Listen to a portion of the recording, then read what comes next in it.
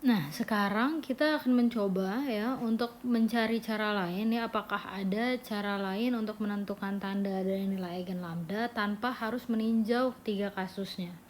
Ya, jadi di sini yang ingin digunakan ialah prinsip energi atau metode energi. Kalau di buku disebutnya argumen energi.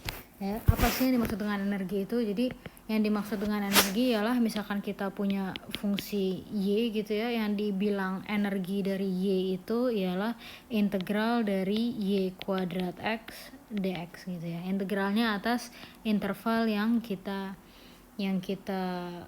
perhatikan. Nah, nantinya ya kalau seandainya kita punya masalah Sturm-Liouville ya, jadi kalau kita punya Ly sama dengan lambda Y kan gitu. Kalau PD Sturm-Liouville ya. Nantinya kita akan munculkan bentuk energi ini ya. Jadi caranya ialah kita akan kalikan kedua ruas dengan Y.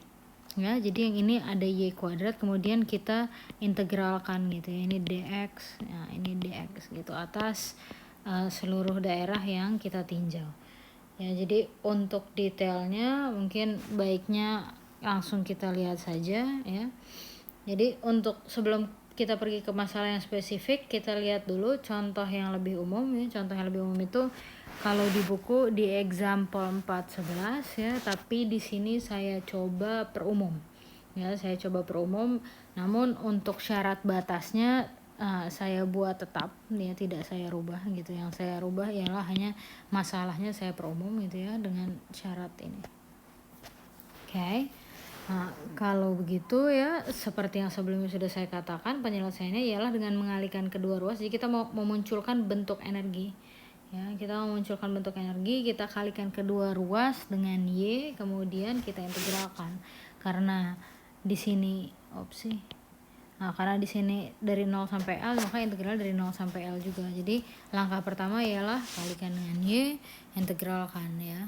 Nah, yang ini sudah dalam bentuk energi, biarkan ya. Yang ini nanti dulu. Oke, yang ini kita lihat bahwa ini bentuk integral parsial. Kita misalkan dia U ya. Yang ini dimisalkan dV. Nah, jadi untuk detailnya coba kita next. Next. Nah, gitu ya. Dengan memisahkan itu ya, maka suku pertamanya kita bisa lihat bahwa dia akan sama dengan UV ya, ini U-nya, ini V-nya ya. Karena yang ininya tadi tinggal kita integralkan kan, dikurangi integral V du ya. Jadi si V-nya du-nya kan sama dengan minus. Nah, jadi plus gitu. Oke. Nah, ini perhitungannya perhitungan yang biasa saja ya. Cancel. Ya, kita next. Nah, gitu. Ya, ketika di masukkan batas-batasnya ya.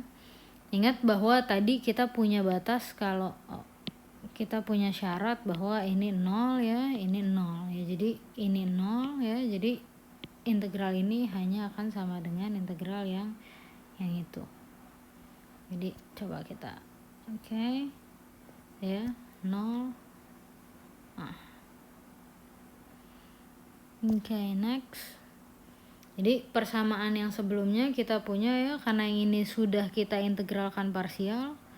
Nah, ini akan disubstitusi aja ke sini gitu ya. Maka lambdanya itu akan sama dengan ekspresi ini semua ya, integral dari 0 PY. Ini kita back aja. Nah, lambdanya ini akan ekspresi dari itu semua. Nah, ya, dibagi dengan sini. Mendingan kita next aja. Oke. Ya, perhatikan bahwa yang ini positif ya, yang ini positif, bawahnya positif. Jadi lambdanya itu juga positif gitu. Jadi untuk kasus yang kita lihat tadi ya, kalau kasusnya begitu, maka kita selalu memperolehnya si lambdanya besar dari 0. Ingat ya, hanya untuk kasus yang kita tinjau yang lambdanya lebih besar dari 0. Untuk yang lain harus dihitung kembali. Jadi dihitung kembalinya gimana? Jadi kalau secara umum ya, nih. Secara umum lagi, kalau kita punya syarat batasnya kan tadi syarat batasnya kita cuma punya Y aksen L sama dengan 0 dan Y0 sama dengan 0 gitu kan. Nah, kalau secara umum kan kita punya syarat batas yang dari masalah Sturm-Liouville tuh yang ada alfa satunya gitu ya. Y1A ditambah alfa 2, Y1 aksen A dan seterusnya ya, beta silakan dilihat gitu ya. Nah, maka kalau dengan syarat batas yang itu ya dapat ditunjukkan, silahkan lakukan langkah-langkah yang telah saya lakukan sebelumnya, bahwa nanti akan diperoleh si ekspresi si lambdanya itu dipenuhi oleh ya, ekspresi yang ini. Nah, ini dikenal dengan quotient Rayleigh namanya ya. Jadi ini si lambda yang begini terkenal. Sekarang kita lihat contoh soalnya ya. Jadi misalkan kita punya masalah, ingat ya masalahnya dari tadi nggak diganti-ganti, bosen sampai ya. Jadi kita punya masalahnya si ini lagi gitu, yang berubah si syarat batasnya. Kita mau tunjukkan bahwa masalah tersebut punya nilai eigen yang positif. Kita masih punya nih ekspresi si lambda yang secara umumnya. Jadi kita lihat aja ya, kalau kita next. Nah, ini kita tahu bahwa ini SLP dengan P-nya 1, Q-nya 0 ya. Kemudian dari sini kita punya BY aksen 1 sama dengan nih dari sini nih. Itu ya, sama dengan cuma pindah ruas aja. Sehingga nah, ini kita punya ini ya, next. Nah, gitu ya. Jadi kita peroleh si lambdanya lebih besar dari 0. Sekarang aplikasinya gimana? Kita ujung-ujungnya yang menyelesaikan SLP itu untuk menyelesaikan PDP ya. Jadi sekarang kita masuk ke contohnya. Misalkan kita punya masalah difusi berikut ya, masalah difusi dengan diberikan syarat awalnya ini ya, terus syarat syarat batas, yang ini nih syarat batas ya, yang ini syarat batas, yang ini syarat awal. Nah, diberikan syarat awalnya itu ditanya mana sih solusi umumnya gitu ya. Ini efeknya tuh nanti ya diganti tergantung soalnya dikasihnya apa. Penyelesaiannya sama ya, seperti sebelumnya telah dibahas pada 4.1. Jadi kita memisalkan si UXT itu sama dengan perkalian dari fungsi dalam X saja dan fungsi dalam T saja. Kita ingin mencari solusi non trivial ya, yang U-nya yang tidak sama dengan 0, yang merupakan solusi PD di atas. Jadi memenuhi syarat batas, memenuhi juga syarat awal ya. Jadi karena kita maunya yang non trivial, maka kita mau cari Y dan G-nya juga non trivial dong. Karena kalau Y sama dengan 0 untuk setiap X atau G sama dengan 0 untuk setiap T, maka kalau ini identik dengan 0, ini identik dengan 0, salah satunya aja, maka ini akan identik dengan 0. Jadi itu kita nggak mau ya. Itu kita nggak mau. Nah, sekarang kita substitusi pemisalannya kita yang pertama ke PD-nya dulu ya, ke PD-nya dulu. Maka kita akan peroleh yang sebelah kiri hanya diturunkan terhadap T. Jadi kita punya YX G aksen T gitu ya, yang di sebelah kanan kita punya turunannya terhadap X ya. Jadi hanya berpengaruh ke Y-nya aja gitu. GT ya. Kemudian kita pindah ruaskan. Nah, ini baiknya di next saja. Ya, ini tadi udah ya. Nah, kalau kita pindah ruaskan, kumpulkan yang Y dengan Y, G dengan G, kita peroleh ini. Perhatikan bahwa di sini ya kita punya fungsi yang hanya bergantung kepada T saja, yang di sini bergantung kepada X saja. Maka kalau ini sama dengan ini ya, T sama X itu nggak sama ya. Jadi kalau mereka sama, pastilah harus sama dengan suatu konstanta gitu ya.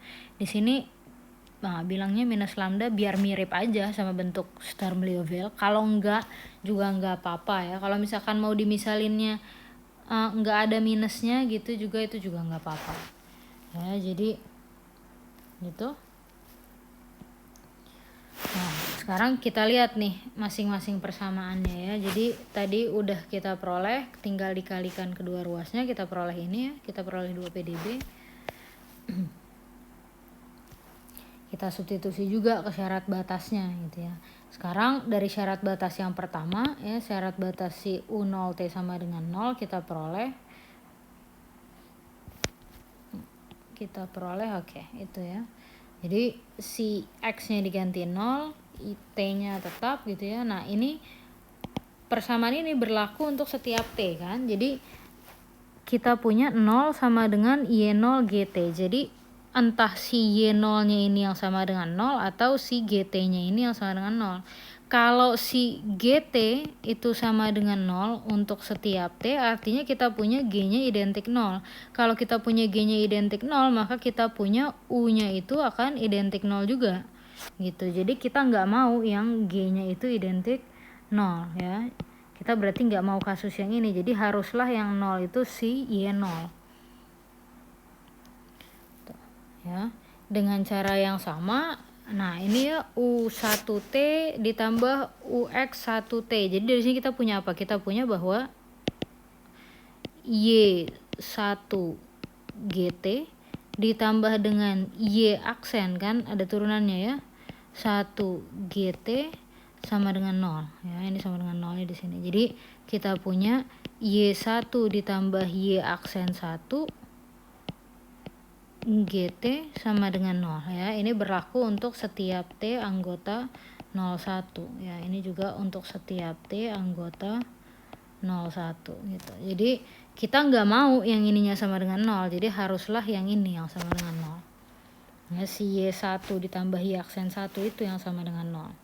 Nah, dari situ kita punya 2 PDB itu ya, yang PDB yang persamaan 6 dan PDB yang persamaan 7. Artinya yang SLP yang mana? Yang SLP itu ya yang ada syarat batasnya ya, jadi yang ini yang SLP.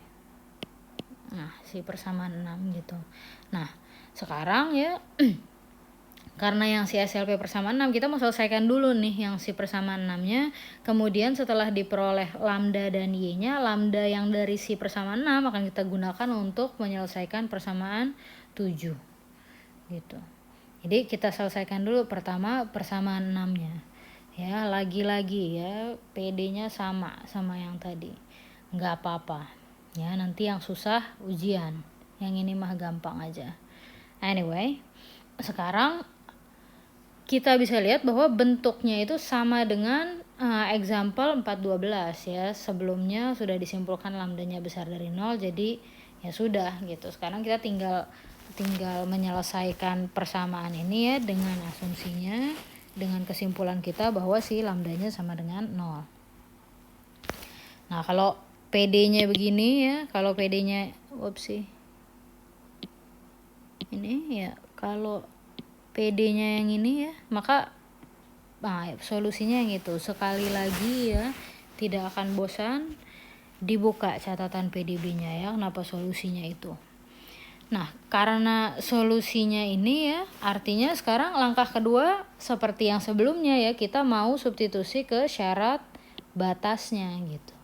Ya, untuk syarat batas yang ini bisa langsung kita substitusi bahwa Y0 sama Y0 itu sama dengan 0 ya. Artinya kalau kita substitusi yang ini 0, ini 1 ya, cosnya itu 1, yang ini 0 ya. Jadi kita punya Y 0 sama dengan Y0 sama dengan A dikali 1 gitu kan.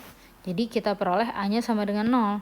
Kalau A-nya sama dengan 0, kita substitusi lagi ke situ, maka kita punya si YX-nya itu sama dengan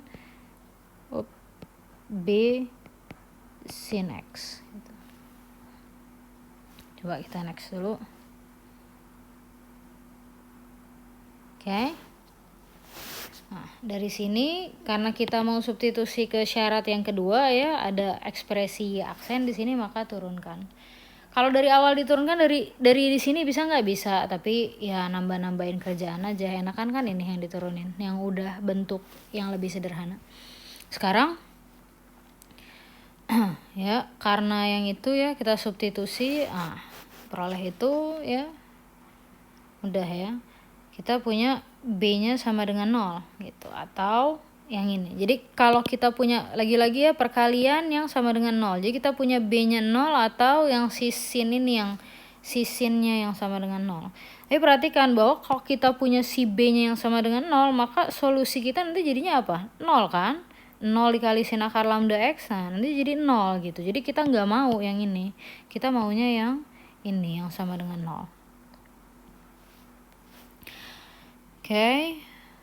Nah, ini berarti ya kalau ini sama dengan 0, si akar lambda cos akar lambda X-nya pindah ruas ya, jadinya ini. Ya, jadinya oke. Ya, kalau ini pindah ke sana ya, jadinya ini oke, kita tulis aja. Sin akar lambda sama dengan akar lambda minus di sini cos akar lambda. Jadi si cosnya pindah ke sana gitu. Jadi kita punya ekspresi yang ini. Nah, sekarang kita lihat bahwa berarti kita harus cari kan berapa lambda yang memenuhi ini kan. Nah, mencari ini tuh susah gitu, tidak bisa dicari secara analitik. Tapi kalau nanti di di run melalui komputer gitu ya, hasil numeriknya tuh ada gitu. Jadi kalau di buku tuh ada tuh ya, di situ lambda satunya sekian gitu ya, lambda 2-nya sekian, pokoknya ada lah gitu ya, hasilnya ada terus. Dan coba kita next dulu. Oke. Ini ya, kalau kita lihat grafiknya juga ya, yang ini grafik ini grafik akar X gitu ya, di sini grafik ya si tangan X gitu ya, maunya sih yang lambda lah, jadi kita pakai lambda aja ya. Ups. Nah, ini tangan akar lambda gitu ya, yang ini akar lambda. Nah, ini berpotongan gitu, jadi titik-titik potongnya ini di yang kita hampiri secara numerik, tapi ada gitu intinya. Yang penting kita tahu bahwa ada tak hingga banyaknya. Maka langkah selanjutnya ialah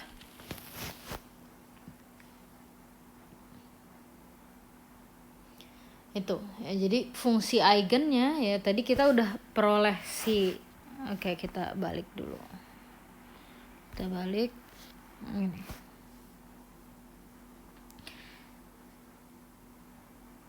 Mana tadi? Ini ya, si y-nya yang ini ya. Jadi kalau kita memperoleh solusi dari sini berarti karena solusinya ada banyak ya, jadi kita punya solusinya lambda n. Jadinya di sini tinggal disubstitusi akar lambda n gitu.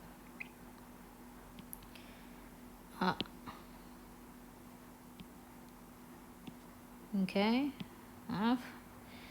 Selanjutnya kalau kita sudah memperoleh lambda n dan yn, kita substitusi si lambda n yang telah diperoleh tadi ya, yang nilainya ada tapi nggak tahu berapa gitu ya, kita substitusi ke persamaan 7.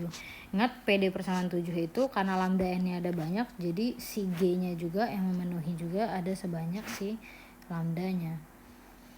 Ya, harusnya penyelesaian PD yang ini bisa ya, tapi ya dituliskan sedikit gitu. Jadi ya si ini G aksen N ya itu sama dengan DG DT gitu ya, si G aksen si GNT nya tetap, pindah ruas ke sebelah sana, DT nya ke sebelah sana gitu ya, integral karena mudah ya. Jadi kita peroleh bahwa solusinya ini. Sekarang ya berarti solusi dari PDP siapa ya? Solusi dari PDP itu kan tadi UXT ya, UXT itu sama dengan tuh kombinasi linear dari semua UN yang mungkin ya, di mana UN-nya itu merupakan itu hasil kalinya si YN dan GN gitu ya, kombinasi dari si YN dan GN yang mungkin. Tadi YN-nya kita udah dapat sin akar lambda NX, GN-nya itu ya, maka kita punya bahwa hasilnya ialah itu. Jadi kita punya solusi umum PDP-nya diberikan oleh persamaan 8. Nah, sekarang solusi khususnya apa? Solusi khususnya tadi dia bilang misalkan diberikannya itu X0 itu sama dengan fx ya. Jadi fx-nya masih sembarang di sini. Nanti kalau dikasih sin ya tinggal substitusi sin, kalau dikasihnya cos ya tinggal disubstitusi cos, x kuadrat apapun yang dikasih gitu. Pokoknya fx saja katanya. Ya, jadi si soalnya maunya si UX0-nya itu sama dengan fx. Jadi untuk memperoleh solusi khususnya ya, solusi khusus diminta CN-nya, kita pakai syarat awal yang itu ya dikasihnya, maka kita punya fx itu akan sama dengan ux0. Nah ux0 itu sendiri akan sama dengan ekspresi si uxt ketika t-nya sama dengan 0. Ya mana tadi, ini ya.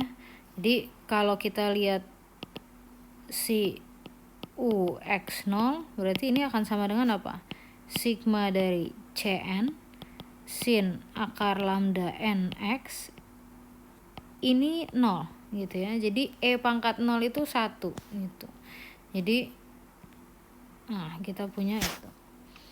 Dimana si Cn-nya itu kita tahu ya, Cn itu merupakan hasil kali dalam antara fungsi dengan basisnya. Ya, jadi si Cn itu hasil kali dalam fungsi dengan basisnya yang dinormalisasi. Silakan dilihat kembali video pendahuluan untuk ruang vektor berdimensi tak hingganya. Ya, karena dia merupakan basis, maka si Cn-nya dapat dinyatakan sebagai begitu. Normanya dikumpulkan ke sebelah kiri. Itu definisi norma dan hasil kali dalam di L201.